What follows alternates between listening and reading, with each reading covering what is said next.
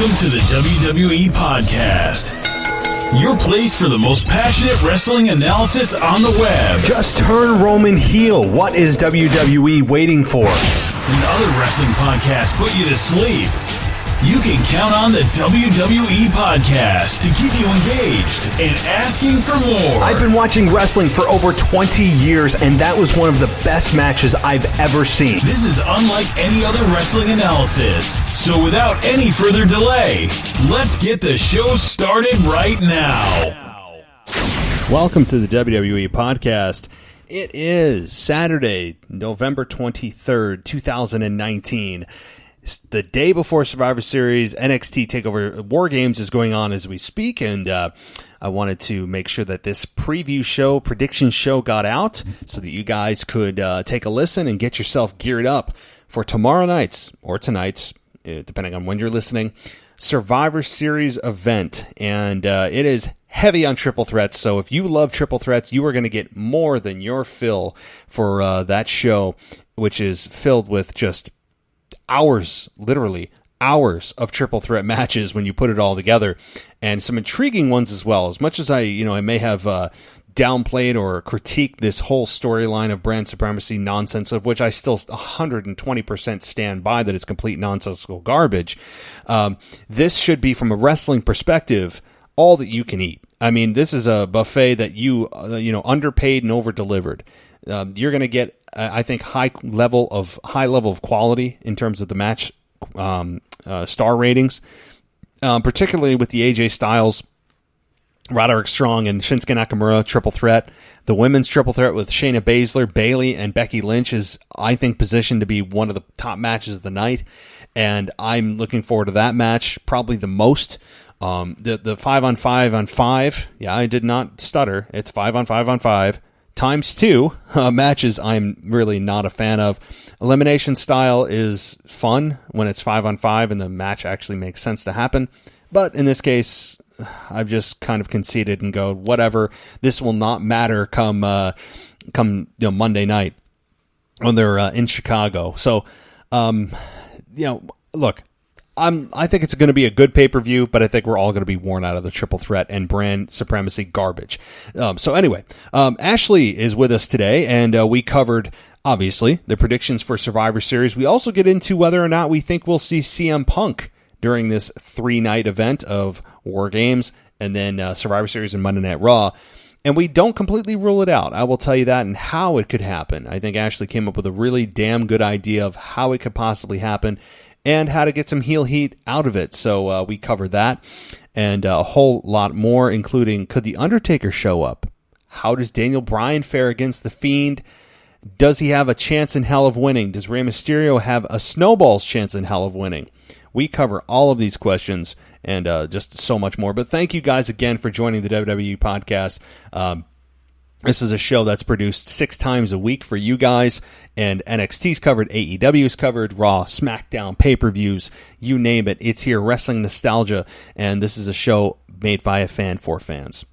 So don't forget, if you want to get an ad-free experience, head on over to patreon.com/WWE Podcast, and you can get a completely ad-free listening experience, as well as shout-outs, getting on the show, video shout-outs, mentions, special content, blogs, and articles that are only available to those on Patreon, so lots of special goodies for you waiting over there, and it's only $1 a month. I'm literally $1 a month to start off. So head on over there, or you just use the free feed and you deal with the ads, but you get an ad free, or you get a free experience, and that's available on Apple, Google, Spotify, TuneIn, anywhere. I'll just leave it at that. So, alrighty, well, guys, this is a big show, special show. Always excited to have Ashley on. I know you guys love her. I have always had great chemistry with her. She's a mainstay of the show, and she's back. And we're discussing Survivor Series, and we did a little bit of math, as you'll hear at the very end of the show. I also catch her right before the TLC pay-per-view, so we had a long string of being able to do preview shows together, prediction shows, and that string will continue into TLC as I talked to her the day before TLC, which is December 14th or 13th. I can't remember. So if you like Ashley and I on prediction shows, well, the gods of wrestling have aligned once again to bring you a prediction show of her and I together. So, alrighty, well, I think that's it. I think we're ready to get going, and we're ready to talk Survivor Series predictions with Ashley and myself. All right, welcome to the WWE podcast on this Survivor Series preview show when we're going to go through all of our predictions. We've got some big-ticket items to talk about that happened during this crazy week of wrestling, and I welcome back Ashley to the show, and we were on our cycle for a while of doing preview shows, doing prediction shows. We broke that in the last month or so, and now we're back on it. So, Ashley, welcome to the show. Always a blast to have you here. Yes, it's so great to be back, and I'm happy we're back on our schedule. It's fun doing the prediction shows with you. I'm looking up now still to see if we're on track for TLC as well, so I'll let you know later on, but I'm happy to be here talking to you tonight. Yeah, definitely. And yes, that's your homework assignment. Please. I'm very curious to see if we are now going to be stuck on our preview cycle, which wasn't a bad thing. It just was pretty funny the way that it happened to land every single month. But so we're going to get into the Survivor Series deal. There's so much to dissect. I mean, and yes, there isn't going to be a whole lot of positivity, at least on my end, just from this whole structure of the Survivor Series, but there are some matches that I'm really, really looking forward to. So there's definitely good with the bad here. But before I do, know that you do a podcast beyond this that is live on Facebook. So let everyone know what that is, where they can find it, and a little bit about what the show is. Yes, I do. It is called Wrestle Rewind. We air live every Thursday at 8:30. So if you want to watch us live, it's a video stream. Feel free to check us out. You can chime in with us, either agree, disagree, whatever you feel like, whatever comments you have, or just listen to us on podcasts later on, either on Apple, Spotify, pretty much anywhere you can listen to podcasts. We are there, so feel free to check us out. Definitely. I've watched you guys the last few weeks, and you guys are pretty good. I mean, I can say that with all seriousness. Like, you guys are pretty good. I like the little setup you've got. The topics are good. You guys seem to have good chemistry. I would like them to center you a little bit more in the video. It seems like you're always off to like just the side where I'm like, I think I can see Ashley, but I know. We're working on it. It's funny because a little peek behind the curtain really quick. We film in Tommy's spare guest room. So we're kind of limited on space for now. He's moving soon, so I think all that's going to change in the near future. So right now we're limited on space. So I really don't want to be right on top of my little partner there, Smokey Z. So I try to keep my space. But when I go back and watch it, sometimes I'm like, wow, you can barely see me. So I definitely try to keep that in mind. But yeah, sometimes I just fade off there on the side. All right, so the secret has now been revealed as to why Ashley is just in the video. Right. Okay, so now it makes total sense. It all makes sense. Yeah. Yes. Okay. See, you're pulling the curtain. You're like David Copperfield pulling the curtain back. So. Right. All right. Well, Ashley, look, this is a week in which I view this, and maybe I'm a little bit preemptive on this, but I view this sometimes as the unofficial start to WrestleMania, because when you look back at previous years, over the last 10 to 15 years, there have been at times seeds planted at Survivor Series that led all the way to WrestleMania. So, I mean, personally, that's how I look at it. I don't have a lot of faith sometimes in the booking team to go that far, but do you see this as a pay-per-view that's, maybe something like that could happen on tomorrow night? Maybe. Honestly, I've never really looked at it like that, in that perspective before. But as you were saying that, I immediately thought of Sting. So that was kind of like his little launching point there. And then I believe he faced, Triple H later on at that year's WrestleMania. So that you may be onto something there. Honestly, I don't know. For WrestleMania's sake, I don't think so, just because I think right now their main focus is just on tomorrow, and then I kind of feel like starting on Monday we're going to get a clean slate. So honestly, I don't see any of these feuds, or I don't foresee anything starting tomorrow night, but I hope I'm wrong. I very well could be wrong. Do you have any idea? Yeah, I mean, no, I don't. I just, in years past, as you said, Sting was number one. Shawn Michaels and The Undertaker was another one back in 2010, I think it was. So there have been, but again, these are matches that are, once in a lifetime, legendary top 10 matches that you would foresee going from this point to WrestleMania. But yeah, again, do I think that's going to happen? Probably not. So I guess an easier question would be, what are some of the matches that you're actually looking forward to?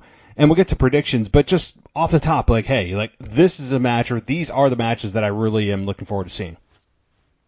I think first off, I'm really looking forward to the triple threat match between Shinsuke Nakamura, AJ, and Roderick Strong. I think that's gonna just steal the show. And I'm very curious. I'm not gonna give away my take yet, but I'm curious to see who they give the nod to with this one. I'm wondering if it's going to be a clean sweep like it was last year, but this year have NXT just win all the matches. Again, we'll go more in depth into that later, but that could kind of lead to my pick there. But yeah, I think that one for sure. I'm definitely looking forward to, and I'm honestly looking forward to the Becky Lynch, Shayna Baszler, and Bayley match as well. I think that'll be right up there with the AJ and Roderick Strong Shinsuke match. Yeah, I'm with you there. I noticed you didn't mention any of the 5-on-5 matches, which we'll get to, of course. And I'm with you there. I would put the AJ Styles match, Roderick Strong and Shinsuke, probably in my number two. My number one, probably, that I'm looking forward to the most, would be the women's triple threat between Shayna Baszler, Becky, and Bayley. I mean, that was up there too. My number three would probably be Brock Lesnar and Rey Mysterio, believe it or not.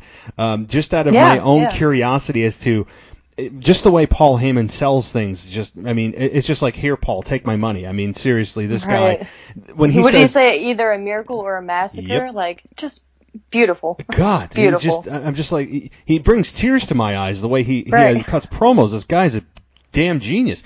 So yes, it's going to be a miracle or a massacre, and I am really, I think it's going to be a massacre, and my bloodlust is hoping that it's a massacre, just because that's just what I want to see from Brock Lesnar, because that's what he is.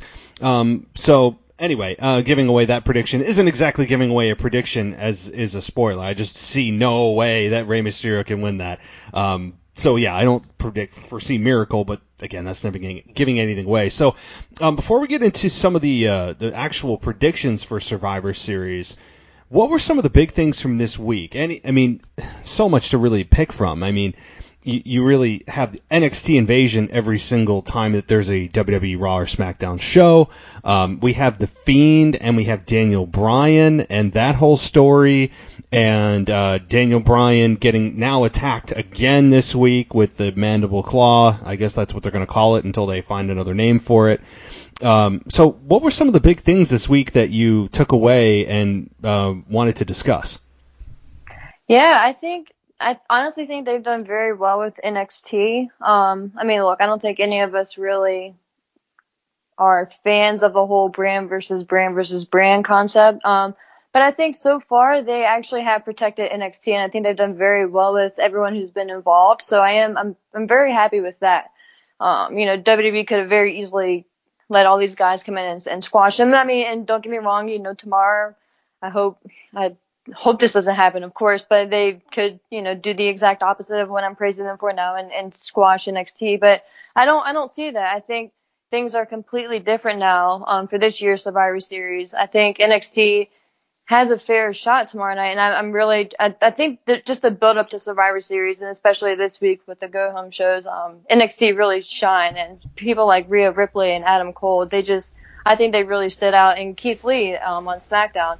And it's interesting because they were on SmackDown and the Chicago crowd was chanting for NXT.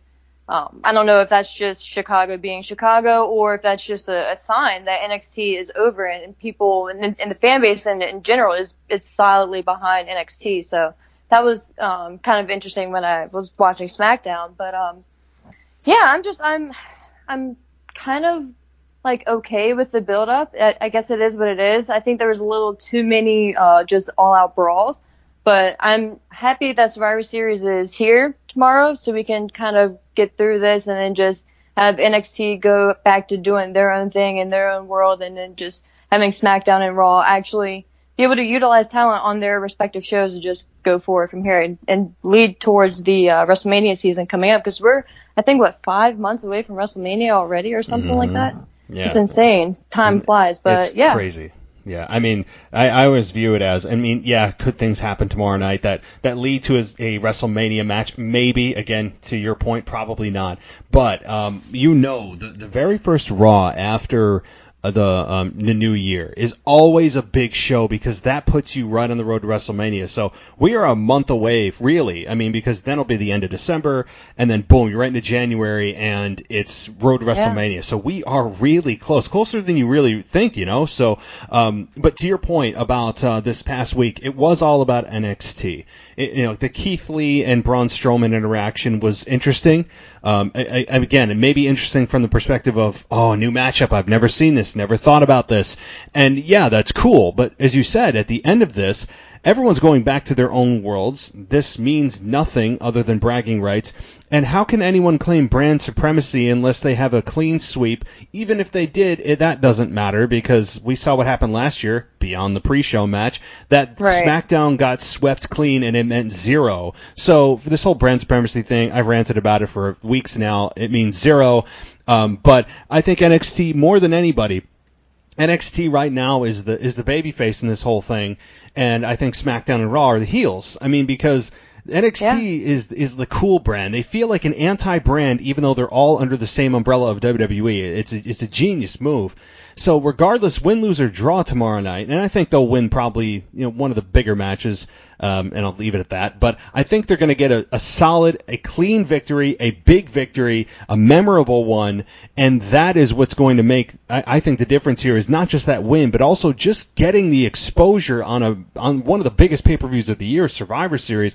NXT has gotten a lot more eyeballs on them than had they not just had this invasion angle and had this triple threat match, because they would have just been sitting on Wednesday nights and they wouldn't have got in front of eyeballs that just go, I don't really know what NXT is. But now we're forced to watch it, even though, people who aren't watching it are now watching NXT and may tune in now to Wednesday night to see these guys and gals fight.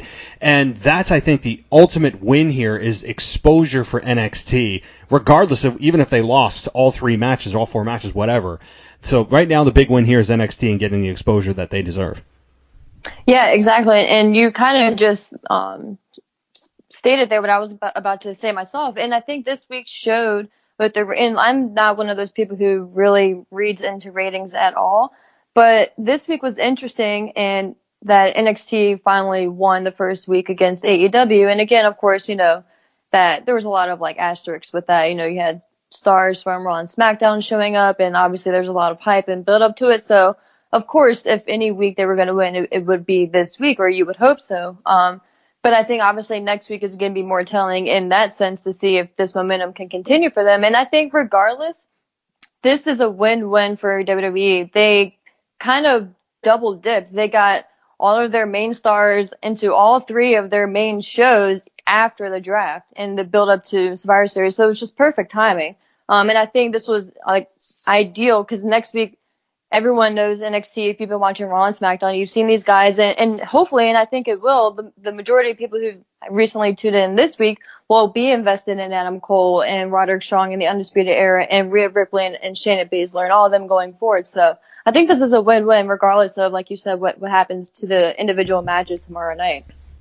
It really is, and that's a good point too. The real telling tale sign will be not necessarily this week, because NXT AEW doesn't have that advantage, doesn't have that luxury of pulling from other brands that are more successful to bring into their redheaded stepchild brand to get more exposure, bringing stars into that brand, which inherently will up the ratings. So now that they don't have that next week, assuming we all go back to normal world, is what happens after that? Because was this whole, to me, this whole thing, this whole build has just been nothing more than a big advertisement for NXT. And look, I'm not bashing them, because if I was trying to build a third brand, That's good to do. That's what then you why need. wouldn't you? Yeah. Exactly. You have Big Brother and Big Sister brand. Why wouldn't you want to expose your little, redhead stepchild, for lack of a better term, to those brands to get more eyeballs on the product that you want to also build? So that is, to me, what the goal was. It's just been nothing more than one big infomercial for NXT, but that's fine because they're running a business and that's what they're trying to do, and I support that. Me too. Yeah. So, one more thing I didn't ask you, and I have to ask you before I forget, is do you think there is any? I think you're about to know where I'm going to go here. Is there any possibility at all that you could see, because we haven't talked since this happened, of CM Punk, like, at all? Look, I mean, they're in Chicago for 4 nights and now 3 nights after NXT Takeover and then War Games rather, and then you have Survivor Series, and then you have Monday Night Raw. What do you think? I mean, is there any possibility? The thing is, I don't think there really is a great opportunity or a great chance given Punk's answers, although he likes to be cryptic and likes to, put people, drive people the wrong way and put fake news out there or make people think. And he's good at mind games with all this kind of stuff. But I will say, I don't think Punk's going to show up. That's my short answer. But I do think that during matches that people don't give a damn about, you're going to hear CM Punk chants probably, heavy throughout the night. I think there's going to be a lot of CM Punk chants. People going nuts for CM Punk and the possibility of him coming out. What do you think? It's funny. Me and my friends were talking about this on Thursday. I think there's every part of me wants to say yes, but I think that WWE is expecting people to kind of see that and kind of expect that in a weird way, if that makes sense. So I think just because all the stars are aligning, and Renee even mentioned it on backstage earlier this week, I don't think that happens. If anything, I could see, I take that back. So my initial response is, and my short answer is no. But if they do go that route, I could see either one or two things happening. Either his music playing and a heel coming out like a Baron Corbin. Cause what other way to get just a stupid amount of heat than having CM Punk's music play in Chicago and having like a Baron Corbin come out, or just somebody you want to get like massively over. Like that would just be, just insanely just heat magnetizing right there. So I don't think, because CM Punk mentioned on backstage this week that he didn't really know who Baron Corbin was. So I could just see if WWE wants to have fun with it, maybe something like that happening. Or if he does show up, like you mentioned earlier, I could see, if they do want to start something here or plant a seed, him coming out and interrupting maybe Seth Rollins segment, or interrupting the match and coming out and costing Seth the match, or just interacting with Seth in some form or fashion. So I could see, if he does make an appearance, him doing something like that. But my initial response would be no, just because if he is even open to coming back, and this is something they've actually been discussing, I think they're going to want to hold off for a little bit longer.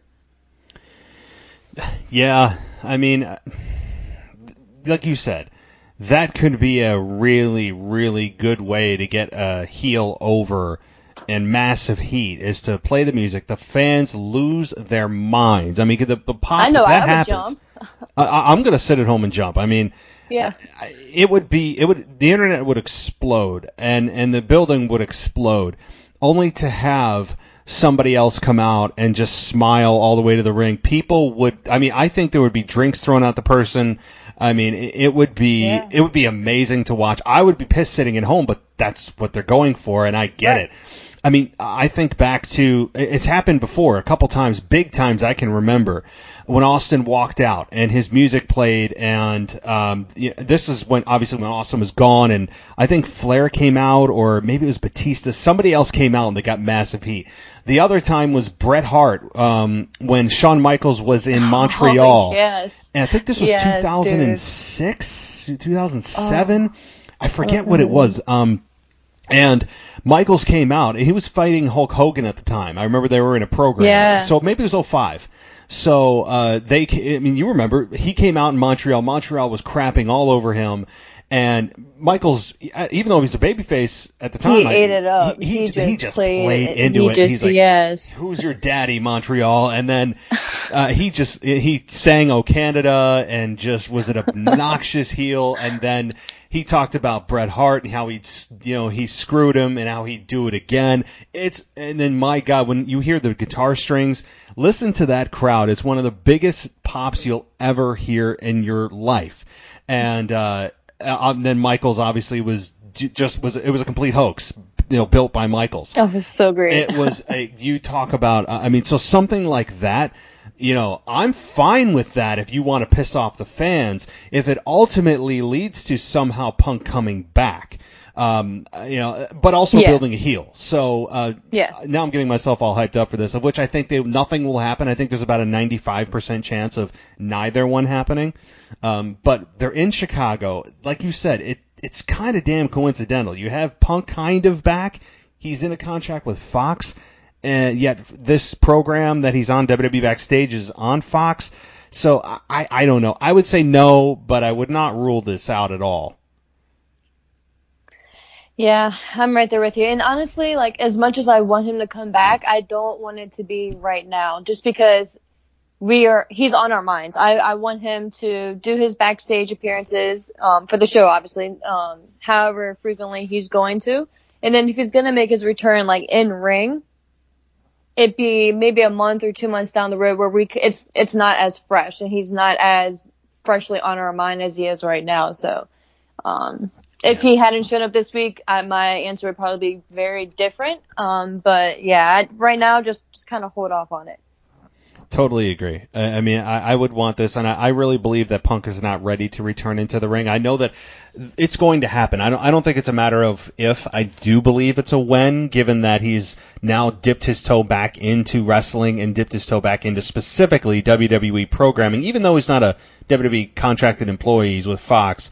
So I think it's when, but as you said, I don't want it now, and I don't believe the Rumble's a good place either, because you can't have him come in the Rumble just to lose, and you can't have him win, because to have him in the main event to win a championship, he's 41 years old, as he said. As much as cool as that would be, it's about the youth. He doesn't need it. No, and what's he going to do? Work a full-time schedule? Go house show? No, he's not doing that. Right. So the Rumble to me is out. It makes no sense for him to be in the Rumble match itself. So, but as you said, yeah, I think.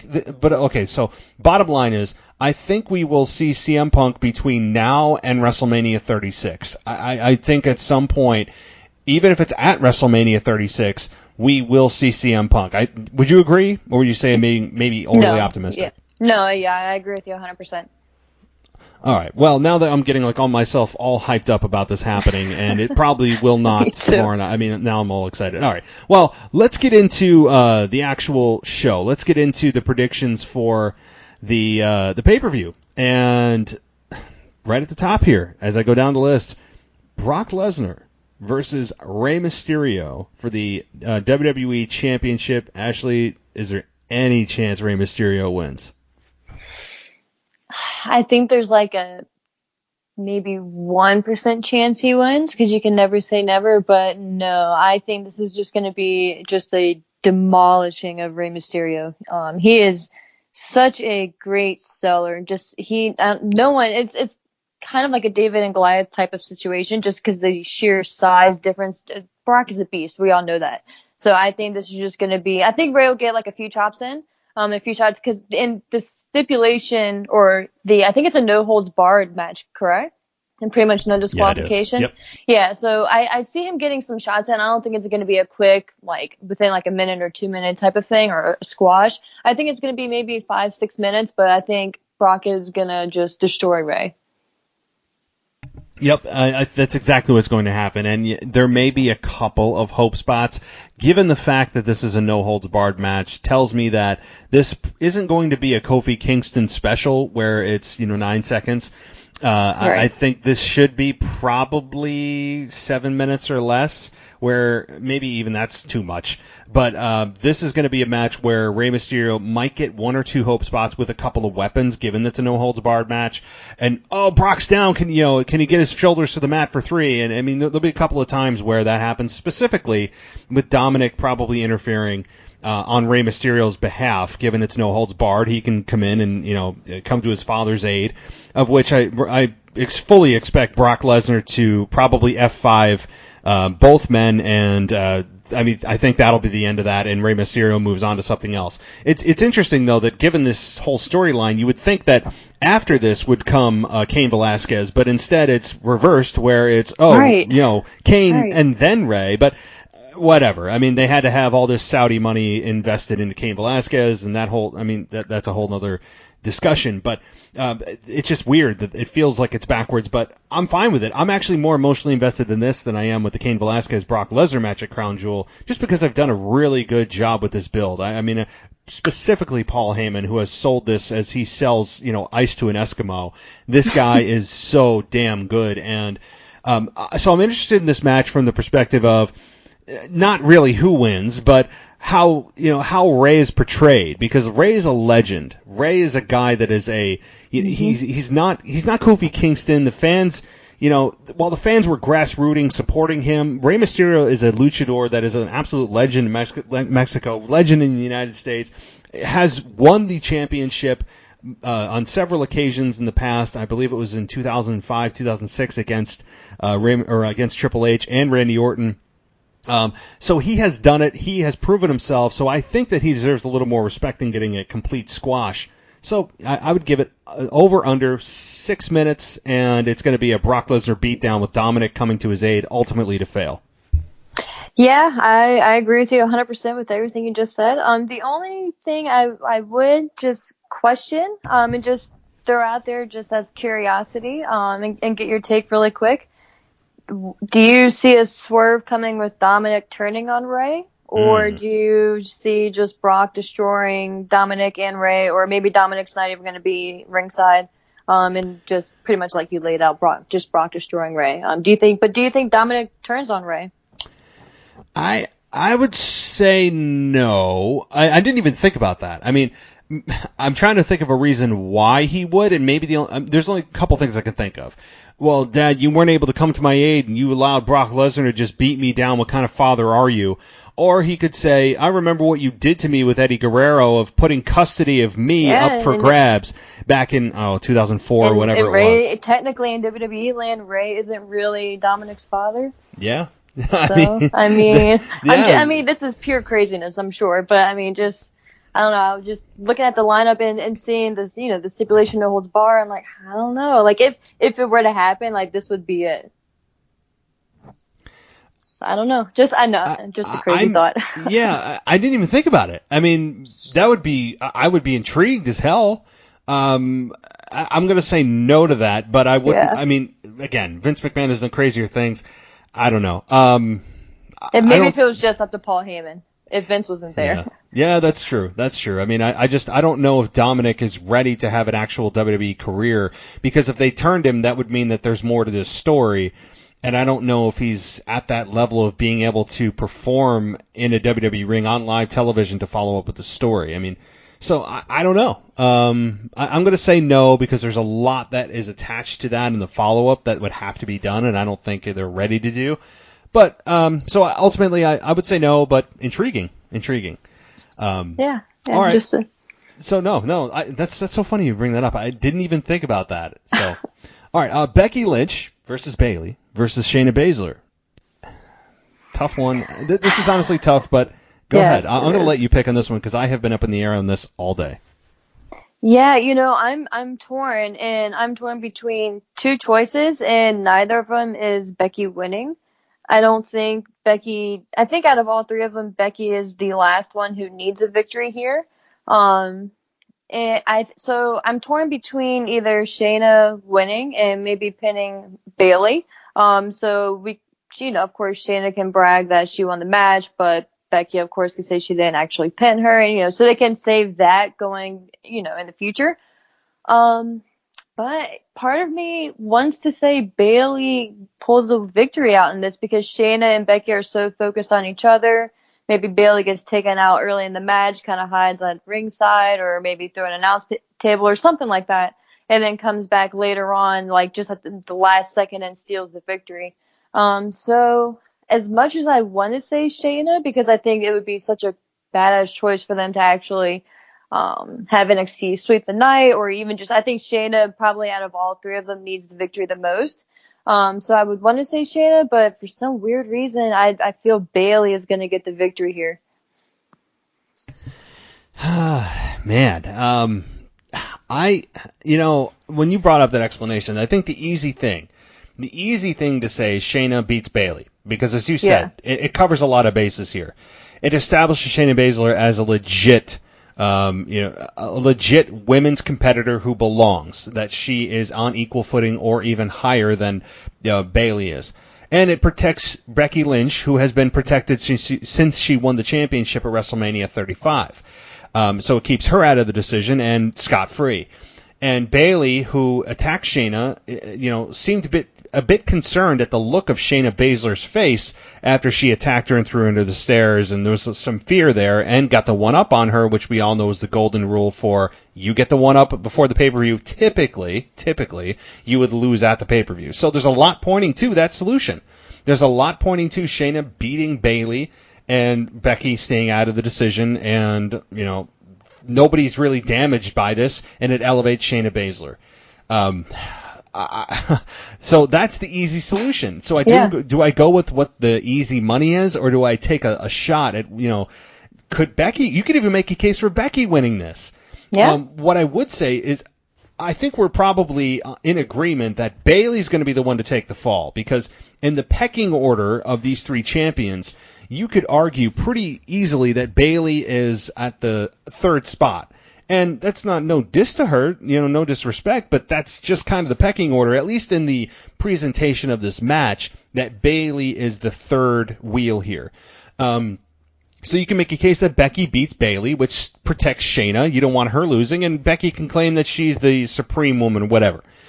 This is tough. So it's either, to me, I'm going to go with the damn easy money like a coward, and I'm going to say that Shayna Baszler beats Bayley, and Becky Lynch tries to interfere, and just at the last second she can't do it, and Shayna Baszler beats Bayley.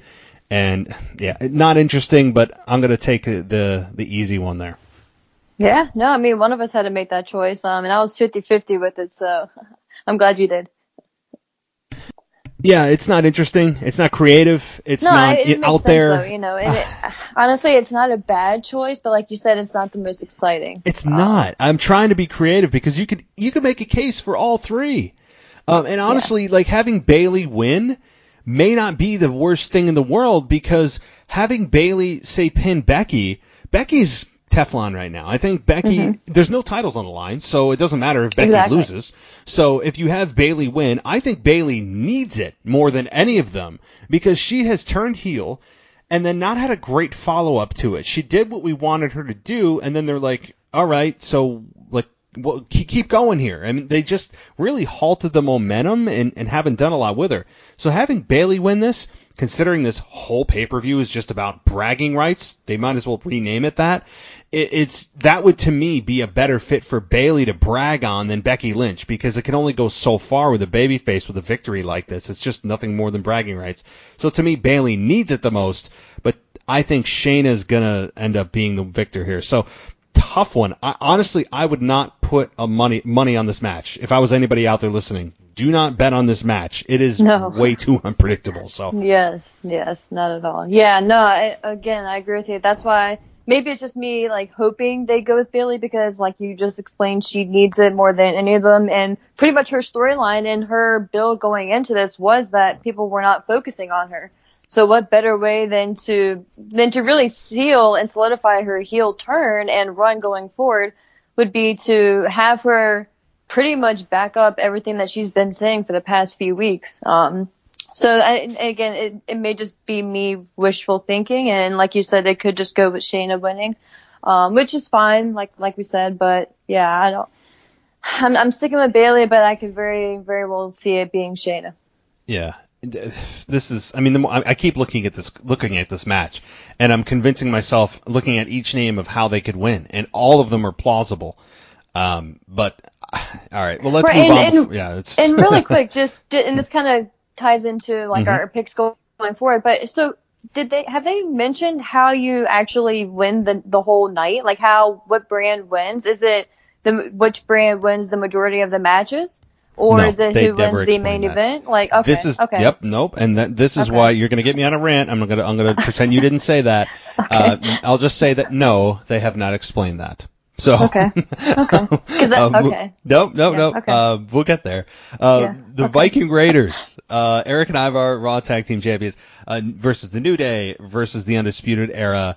My pick on this, again, not easy. It's hard when titles aren't on the line because that's usually an indicator of who could win the match. And when you have which is crazy to say, if you think about, like the title matches are the easier ones to predict than the non-title matches. It really is, isn't it? Yeah. Okay, I'm gonna say I don't think the Viking Raiders here win. I just don't. Which is unfortunate because they had a lot of momentum after they won the Raw Tag Team Championship. The crowd was with them during that match. They put on a damn good match and had a decent follow-up promo, and then they just disappeared. New Day, I honestly don't. With them as tag team champions, it doesn't do anything for me because to me at this point they are beyond the tag team championship. And the Undisputed Era, the up-and-comers. They're the new shiny toy. They're the NXT Tag Team Champions. I guess I'll predict an Undisputed Era win. Again, not interesting, but to me, it's not interesting. But what's even less interesting to me is New Day winning. Who cares? I mean, if the New Day win, okay, we already know they're a great tag team. They've been together for 5 years now. They're great. Wonderful. I mean, so they win. The Viking Raiders, they're less interesting, which is, again, unfortunate, but the way they're positioned on the show and presented, I don't see them beating and winning this match, but this could be an upset match, and that'd be fine with me, but I think right now the Undisputed Era is going to be the one to win. You? Yeah, I agree. I think Undisputed Era needs the victory more than any other team, which is crazy to say because the Viking Raiders need a victory as well. They're still in the process of being established themselves. But yeah, I think Undisputed Era takes it here. And I'm kind of bummed that the New Day ended up beating Revival for the tag team titles and ended up in this match. No offense or no knock against them because they're great. And it's going to be a great match. I was just, I guess, looking forward to the Revival being in there because then it would just have a completely different feel to it. But yeah, so I think Undisputed Era takes it here. But again, that kind of plays into my whole questioning of, and I'm not trying to get you on a rant, but the whole how does one brand win? Because that would determine my predictions here. Because if, let's say, the thing was whichever brand won the majority of the matches that they were involved in. So let's say out of 5 matches that each brand was involved in, NXT won all 5. Or to win the night, that's what they would have to do, or win the majority. That would, determine my predictions. But I guess, yeah, I'll just go with Undisputed Era here. Again, I mean, this was never explained, and it should have been, and it was never explained because it's just WWE left it That's vague. The whole point. Yeah, I mean, again, if you're gonna even sell me, which I am nowhere near being sold on brand supremacy being a thing, nor do I care about this actually, being something that's on the line as a tangible victory, a tangible prize. It's not.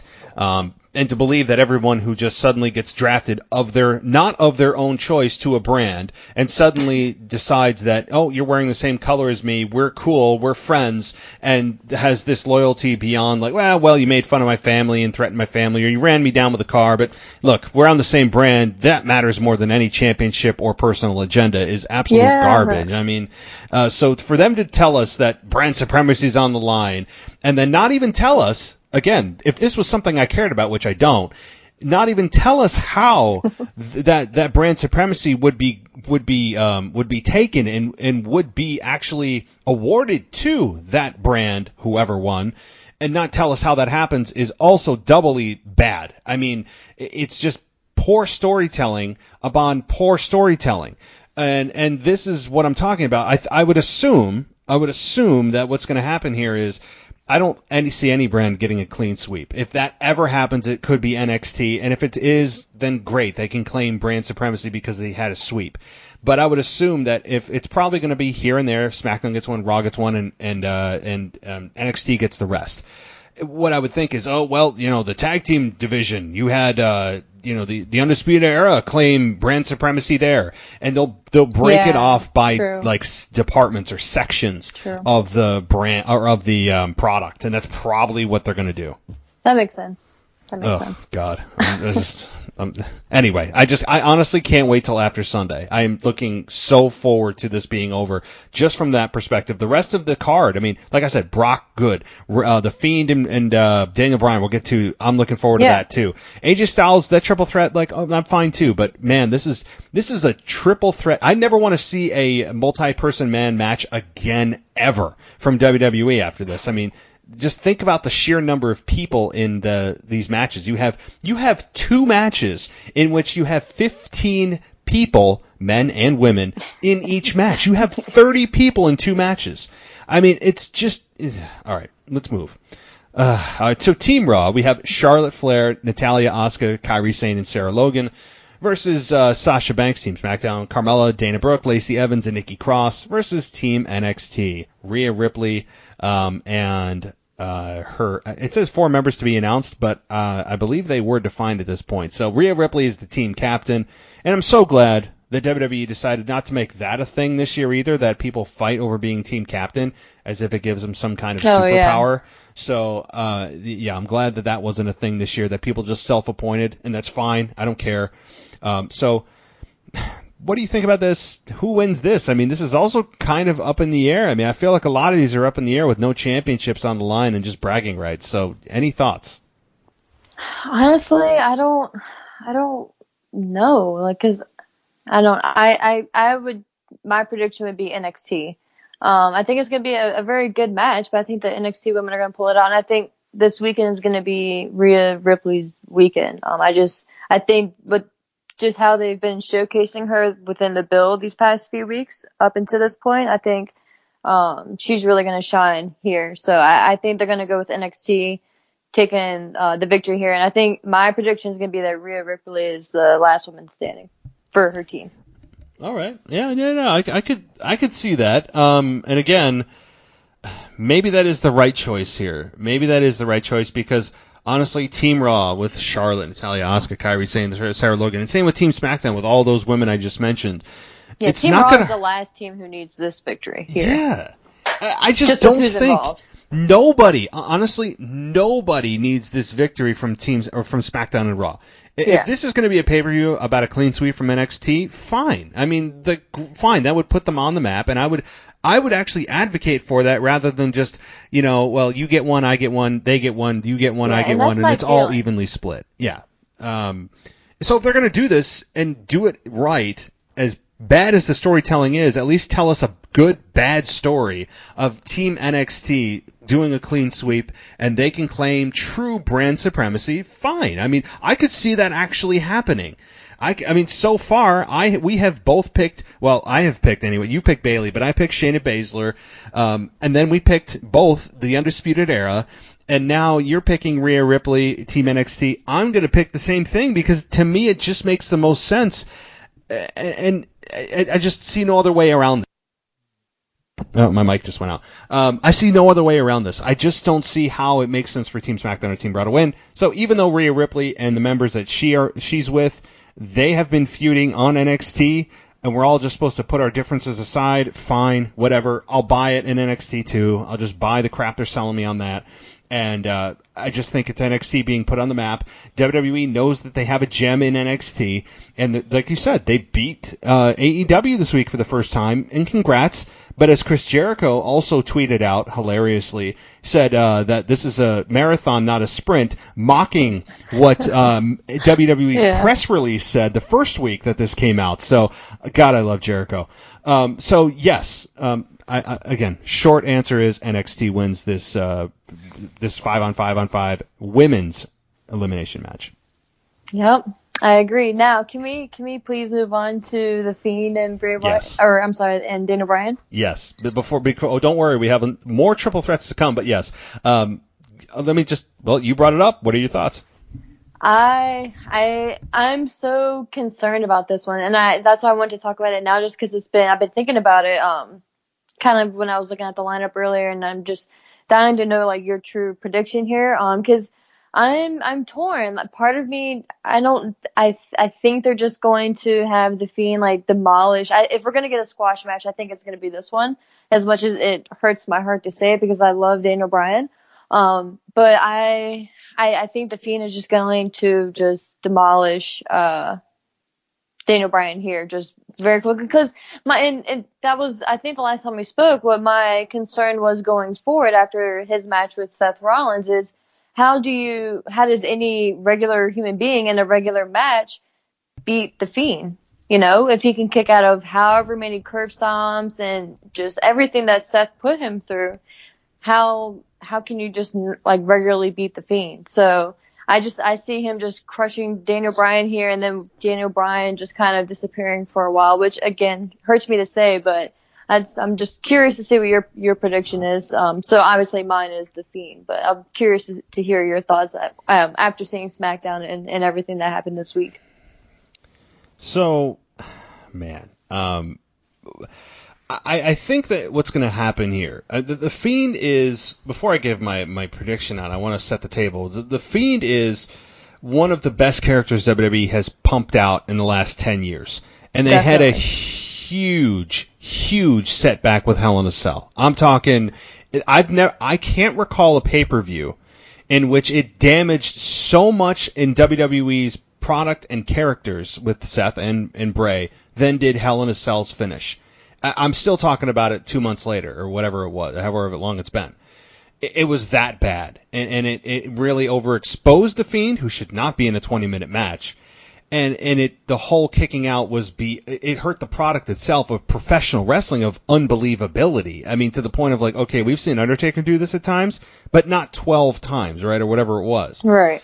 So the believability factor completely took me out of that as well. Of like, okay, this is not even believable. And then the finish, which of course we all know of, a no contest and the referee calling it, the whole thing was just a complete mess. And it still lingers to now. The stench of it has not gone away. They're rebuilding. They did the right thing at Crown Jewel, putting the belt on Wyatt, but was it a little bit too little too late? And I don't know. I think it was the right decision. And they're not overexposing The Fiend, and his entrance is still badass, and he still is super intriguing on screen. When he's on the screen, you want to watch. The Firefly Funhouse is still entertaining to me. Is he as hot as he was? No, but he's getting warmer to where he should be.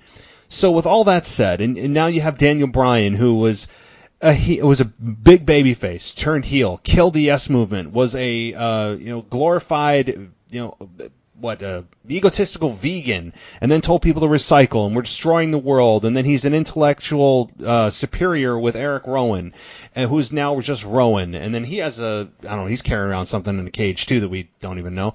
And then now he's just kind of like in between. We don't know where he's at. He doesn't say a whole lot. So all that, with Daniel Bryan kind of lukewarm, the fans don't know where he's at. He hasn't brought the Yes Movement back.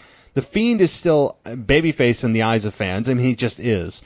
I would still say that the Fiend wins. And I'll say that the Fiend wins because the Fiend just won the championship. And it would be, I think, unfair to not let this breathe a little bit. Now, how he wins is going to be the key. Does Daniel Bryan end up being squashed? I don't know if it's a squash match. I would hope not. I don't need the Fiend running through people like that. That would damage Daniel Bryan and all the progress that he's made. I would say that it's a relatively short match. I would say that Daniel Bryan gets in some healthy offense. I need to see the Fiend more human. I don't need to see him this unbelievable, just I can take anything and still stand here. That's too much for me to bear, and it'll hurt his Bray Wyatt's character even further. So I need some vulnerability from Wyatt. And I think Daniel Bryan will be able to give you some moments where you go, yeah, this could happen. But ultimately, I think The Fiend wins. I think it's decisively, not a squash, but decisively, and Daniel Bryan goes away for a while, but not too long, and when he comes back, I think he'll revive the Yes movement. So that's my thought.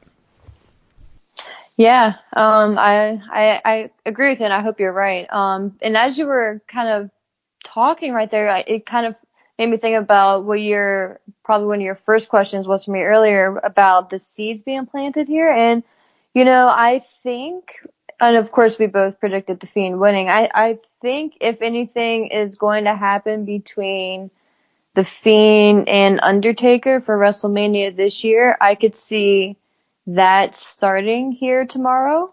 Again, it's just pure speculation on my part, and it very well could just be like a wishful thinking, but I could see like maybe Undertaker's music hitting, and maybe not seeing the Undertaker himself, but just like his music, like the dong or something like that. But yeah, I'd see The Fiend taking the win here. And if anything is to happen for him for WrestleMania for this year, I could kind of see it maybe starting tomorrow. Yeah, I mean, could the gong happen? It could. I mean, if you're like me and you read the wrestling rumors on the big websites, you know that the rumor right now is Roman Reigns being built up to face Bray Wyatt at WrestleMania. So if that's the case, I mean, I don't know how Roman Reigns interjects himself into this, but I mean, it should be at TLC or Royal Rumble that these two start to, get closer to each other's paths. So if that is indeed the case, where they're going for Roman Reigns versus The Fiend, which I think is I'm interested in the match. I'm interested as hell in the match, but I could see all this goodwill and progress towards Roman Reigns not being booed completely being destroyed at WrestleMania because the fans will turn on Roman Reigns in a heartbeat for The Fiend, especially if the championship's on the line, because they'll remember, oh yeah, that's right, we don't like Roman when it comes to characters that we support organically, and I think all those bad vibes will come back to Roman. But again, we're talking about a match 5 months that hasn't even been announced. Could the gong happen? Yeah, I mean it could. There was hints at the one of the Firefly Funhouses. We all remember he changed the clock from 3:16 to 11:19, and we all know what that date is for. So could it happen? Maybe. It could happen. Something's going to happen in this match that I think leads us to Bray Wyatt's potential next opponent. I think that's probably what's going to come out of this. I just don't know how or what. And it's, as I'm looking at the stipulation here, this is not a no-holds-barred. This is a straight-up match. Right. There are rules in this match, so which is what I want to see too. I don't need to see the Fiend in constant hardcore Hell in a Cell no-holds-barred matches. So it'll be interesting to see under the confines of an actual match how the Fiend fares. But Daniel Bryan ultimately loses this, and I think he goes away for a little while. So, yeah, I agree. Oh man. So back to this lovely triple threat pay-per-view. We have Team Raw on the men's side. We have Team Raw: Rollins, McIntyre, Owens, Orton, and Ricochet versus Team SmackDown: Roman Reigns, Mustafa Ali, Strowman, Corbin, and Shorty G versus Team NXT. I'm going to take a breath and toss this to you. I mean, honestly, maybe this one's a little bit not. You can make a case maybe for NXT not winning this, but I don't know. What are your thoughts? Yeah, I kind of see Team SmackDown taking the victory here. If they're not going to go with the NXT sweep in the night, I can kind of see SmackDown taking it here. I just see people like Mustafa Ali and Shorty G just kind of needing this victory here more than maybe any of the other brands again. But I don't think we know the exact lineup for the NXT team though, correct? We don't think we know any of the guys. I'm trying to look that part up now. I know. I was trying to find that too. I don't see the guys outlined. I meant to look that up earlier because I think that's still to be determined. So I think that kind of maybe would sway my choice here. But I think right now, go ahead. No, I was gonna say I think Adam Cole, I believe, is probably the team captain on that, wasn't he? No, I think he's going to be facing Pete Dunne or whoever. Oh no, yeah. No, he Dunne is. He's facing. Yeah. Oh my goodness, yeah, Pete Dunne. Yeah. So what are the guys? Hold on. So I know. So that's what makes me kind of leery to make a firm choice here. But as of right now, I guess I would go SmackDown without knowing who the actual team is for NXT. Yeah. I mean, which is kind of surprising to me that they don't have anyone listed. Because it can't be like 5 surprises, obviously. So I don't know. I'm just kind of interested to see who ends up being on the team, unless I'm completely missing something here. Well, I think it's going to ultimately come down to Randy Orton, who is just a mainstay in elimination matches. I love the way Randy Orton's just a magician when it comes to these 5-on-5 elimination matches, and he has a history of being either the sole survivor or next to last survivor. So I think it's maybe could come down to Orton versus Reigns, and again, I'm looking for the NXT members and I just don't see them. Yeah. But it could come down to probably one of those three, and ultimately Randy Orton I could see turning on his own team. Randy Orton just has that in him. There's something going on with Randy Orton that is different from what his past character has been in the last few years. He has been featured a little bit more in terms of this is a legacy star. This is a guy that, we all know who and what he is, but there's something happening with Randy Orton. I think they planted a seed a few weeks ago about, telling Ricochet that don't let me get in your head.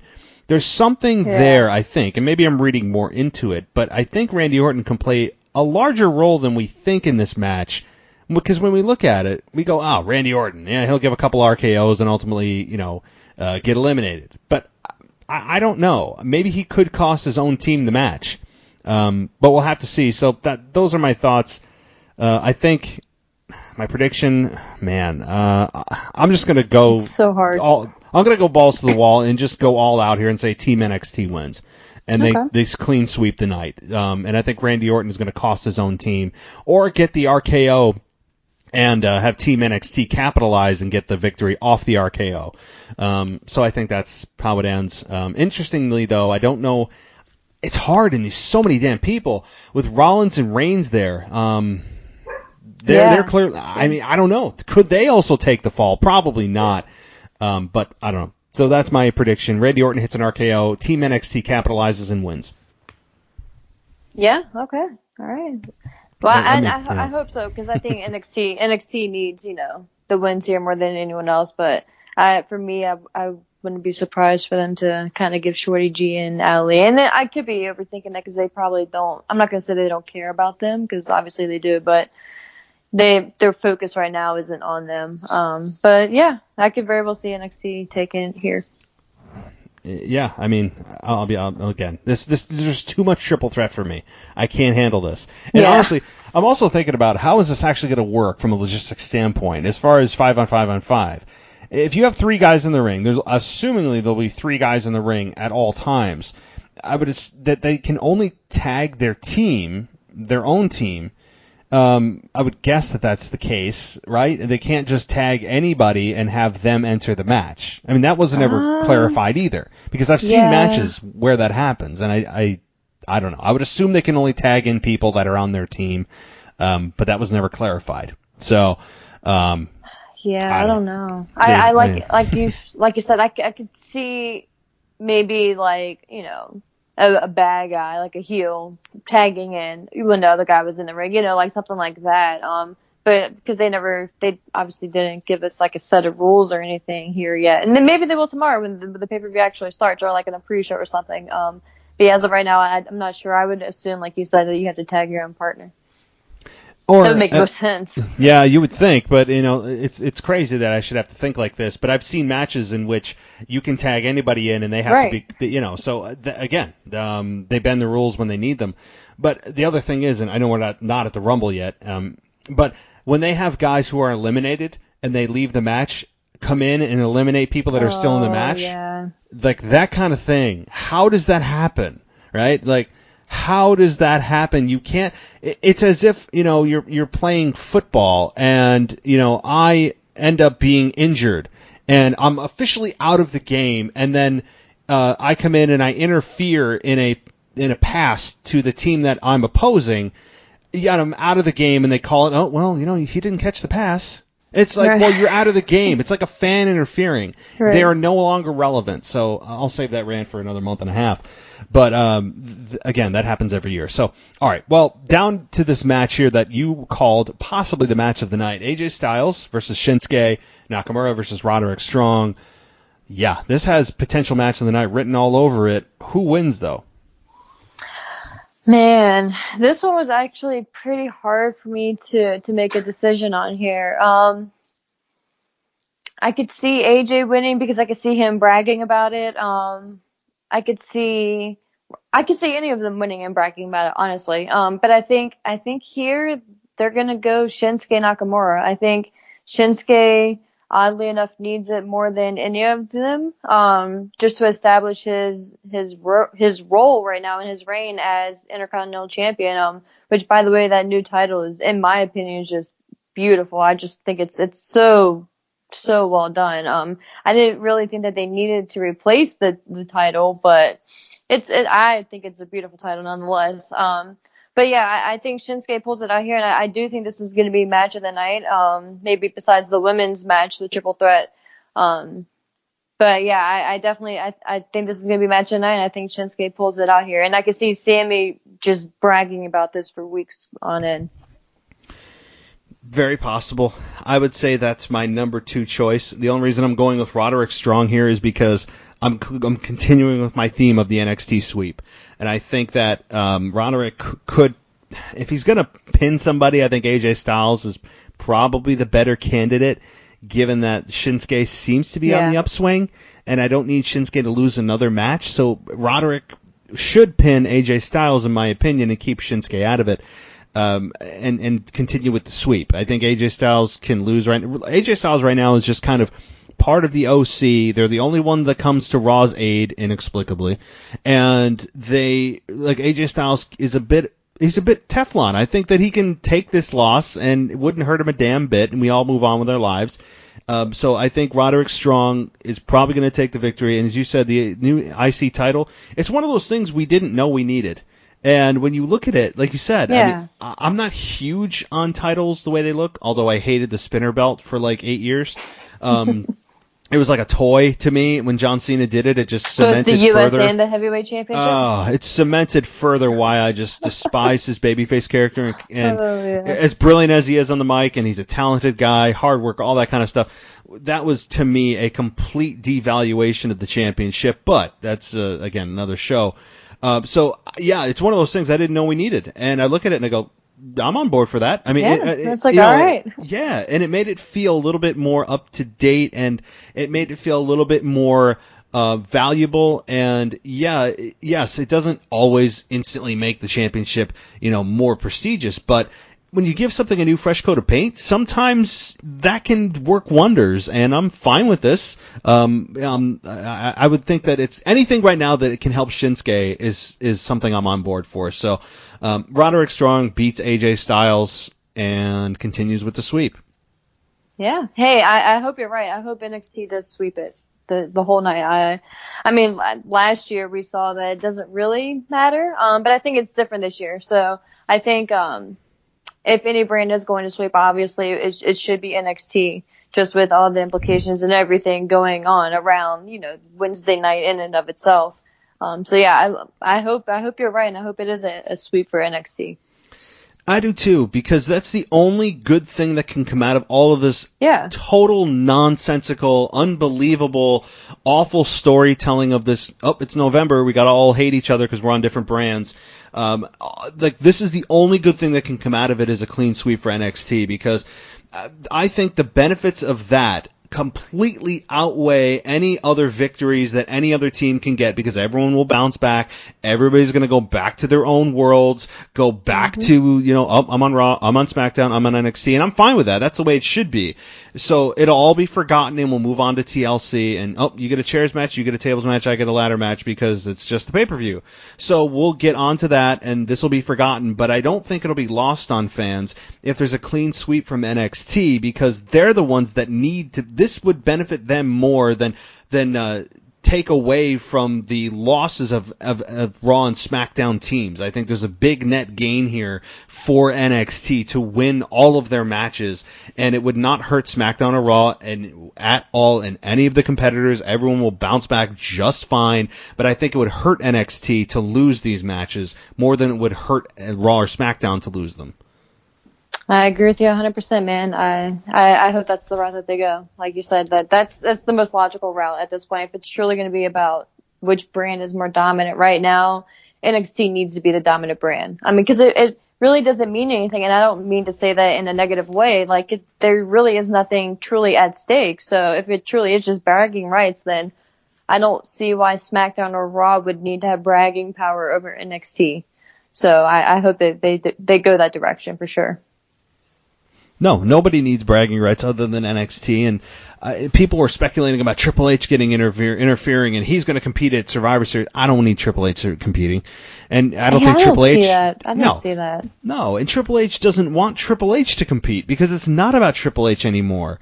Right. And he is the brainchild. He is the father of NXT. We all know that. And it's not something that Triple H should be intimately involved with on that level, because that to me would take the shine away from the guys and gals that do deserve it, that have brought this brand up to what it is and have worked their ass off to make it what it is.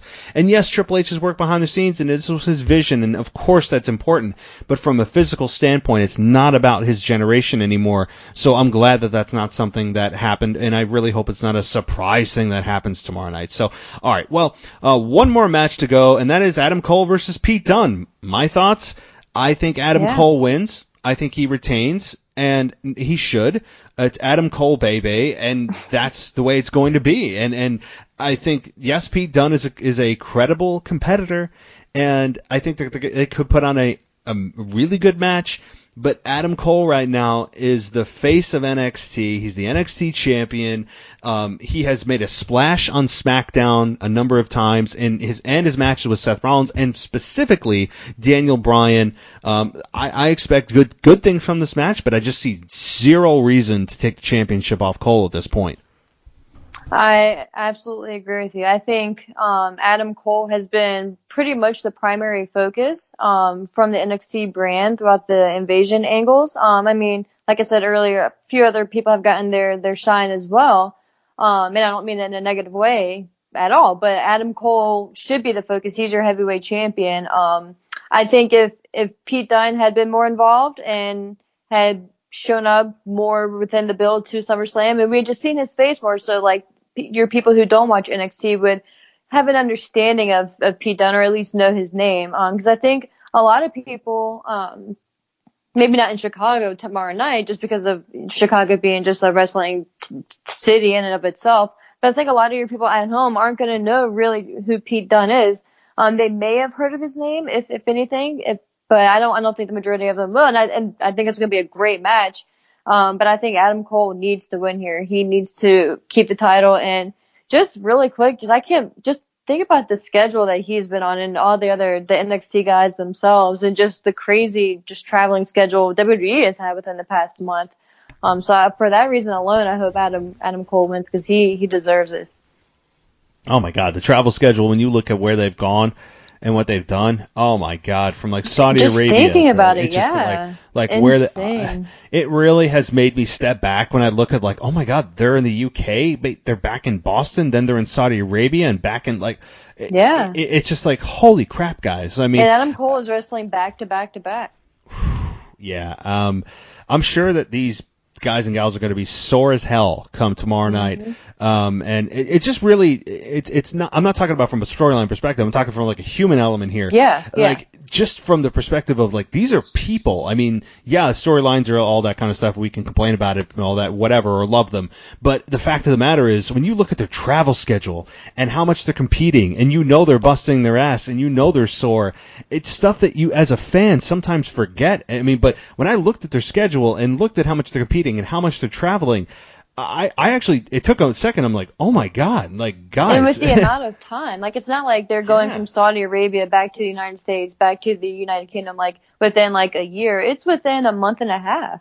Yeah. You know? Like, it's just, man, you know, sometimes, like you said, I think we all, as fans, forget just the work and just the time and the sacrifice that these guys and girls, like, and people behind the scenes, too, just that they put into this, and it's just amazing. But, man, I couldn't even imagine being in that type of environment and that schedule.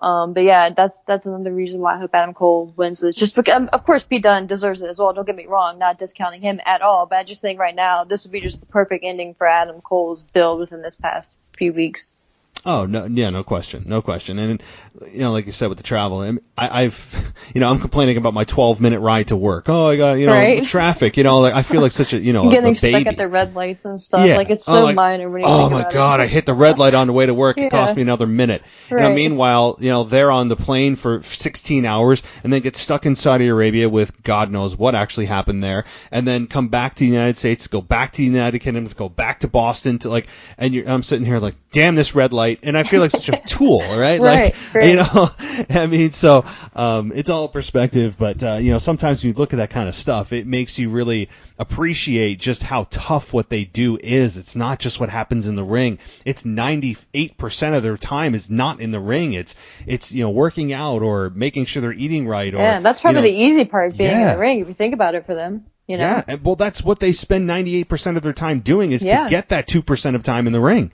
It's just crazy, and people think, oh, it's just all about in the ring. No, there's promos you got to cut. There's management. There's issues. There's what's going on at home. Have you talked to your wife or husband? What's going on with your kids? You know, you're missing birthdays and anniversaries and all this kind of stuff, and you're traveling. You're tired. You got to compete. You got to work out. You got to get your car. You got to get off the plane, get your baggage. Like, all this stuff that we all all we do is just sit and or whatever, and you know, pull up Hulu, pull up USA Network, pull up Fox, and we just watch our shows, and we just take for granted that, oh, here they are again. But you don't realize all the effort it took to get there. I mean, so I don't know. So props to those guys and gals to being able to put up with the schedule and just awful, almost brutal schedule that they have at times, and the physicality, and then they're beat up, and then you got to deal with injuries. It's crazy. Yeah, man, it really is. Couldn't have said it better myself. Ugh, man, I have a lot more respect for these guys the more I think about it, because as a fan, it's easy. It's easy to get involved in the storylines and forget about these human beings that are going through this. So, all right. Well, Ashley, was there anything else I missed to talk about Survivor Series or that you wanted to bring up? No, I think we covered everything. But by the way, I did look up when TLC is, and it's on December 15th. And if I'm not mistaken, 3 weeks out is December 14th. So I think it is the next prediction show. Yes, yes. Oh, that is awesome. So we are going to continue. We will. Oh, it's so crazy. That's nuts. And then I don't know about Rumble. We'll get there when we get there. Usually the Rumble, the time between the December TLC pay-per-view and Rumble's usually be a little bit longer. It's like 4, sometimes 5 weeks. So I think we'll break our streak there. But all right, well that sounds like a plan with TLC right before the holidays. So yeah, sounds great. All right. Well, Ashley, thanks again so much for coming on. I know that it's always a blast. Listeners love you, and I also want to make sure that you get a chance to plug the other podcast that you do that's on Facebook and lots of other platforms. Oh, yeah. Thank you so much. It's, Wrestle Rewind. We are live Thursdays at 8:30 on Facebook, where you can listen to us on pretty much any podcast app that you have access to, pretty much immediately after. So just search for Wrestle Rewind. And if you want to follow me on Twitter, it's at ASHMANNS. Feel free to give me a follow. I'll follow you back, and we can talk wrestling or whatever. But yeah, it's always a blast coming in and talking wrestling with you, man, especially with these prediction episodes. I can't wait to see what actually happens tomorrow night, because at the end of the day, I think it's going to be a great show, and I think each match it's going to have its moments. So I'm excited to see how it turns out. Absolutely. I mean, I think the quality of matches is going to be high because the talent level is so good. I just think we're going to be burned out of triple threat after this. For sure. Triple threat is just going to, it's not even going to be a phrase that I want to hear again. I mean, I'm talking years. Yeah. I don't want to hear about a triple threat match again. But, so yeah, I mean, I'm looking forward to it. But Ashley, look, it's been a blast. And we'll see you on the other side. And just before TLC, which I'm very interested to see what the landscape is like at that point. Me too. Who knows with how crazy this world has been lately. It could be a complete 180 between now and then. So we'll see. Awesome. Well, hopefully the next time we talk, maybe we would have seen CM Punk. Although I could hopefully. Yeah. That'd be All great. Right. Ashley, you have a good night, and we will talk in a few weeks. Sounds great. Take care. You too. Bye.